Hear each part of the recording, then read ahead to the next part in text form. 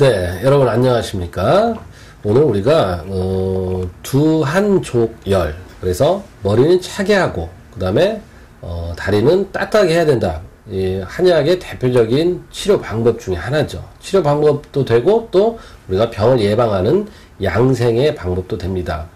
그러니까 우리 양자시법이다 그래서 아이를 기르는 10가지 방법, 여기에도 다 나와 있죠. 그래서 우리가 머리라고 하는 것은 재양지회다. 뭐냐면 모든 양기가 다 모이는 곳이다. 이렇게 얘기를 합니다. 그러니까 한의학은 다 이제 음양이론, 오행이론 이런 쪽이 이제 기반이 된 그런 학문인데 양기라고 하는 것은 열이 있고 그 열에 의해서 우리가 올라간다고 생각하시면 됩니다. 우리가 대표적으로 열기구를 생각해 보면 되겠죠. 열기구에서 우리가 그 안에 있는 풍선, 그 안에서 열이 생기면서 가벼워지고 그 가벼운 것에 의해서 공기가 이제 없어지면서 이제 뜨는 거 아니겠습니까? 그러니까 우리가 열받는다 그러잖아요. 열받는다라고 할 때도 우리가 머리가 뜨끈뜨끈한 그런 경험들을 누구나 다 해볼 것입니다. 왜냐? 그것은 다 양기가 위로 올라가는 거죠. 그래서 우리가 머리가 지끈지끈 아프다, 아니면 눈이 침침해진다, 눈에 핏발이 쓴다, 다 뭐냐면 열이 위로 뜨는 것입니다. 그렇기 때문에 그 열이 뜨는 것을 자꾸 우리가 식혀줘야 된다 하는 것이죠.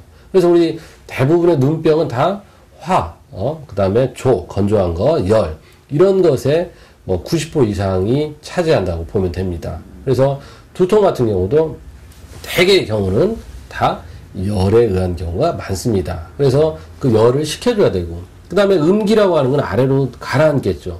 그러니까 다리 쪽은 음기가 자꾸 아래로만 내려가 있어서 다리 쪽은 굉장히 찰 수밖에 없습니다. 그래서 여러분들이 다리를 따뜻하게, 발을 따뜻하게 해줘야 됩니다. 그래서 잠을 잘 때도 여러분들 요즘에 보통 보면 이제 수면 양말 이런 것도 나오고 하던데요.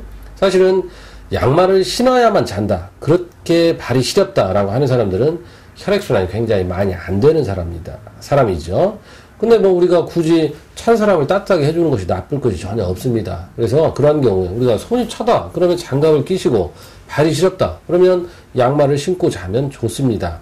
그래서 우리가 보통 보면은 수승화강, 한의학에서 대표적인 이론이죠. 물은 승, 위로 올려라. 화는 내려라. 그래서 물이라고 하는 것은 아래에서 위로 올라가서 심장에 불을 꺼주고, 이 심장의 열을 아래로 내려가서 심장에 물을 덮여주고, 이게 바로 수승화강이 잘 되면 안면에 우리가 상열감이나 홍조감, 되게 이제 갱년기 장애 때 많이 나오는 그런 증상이 없어지고 좋다, 이런 얘기를 많이 하죠.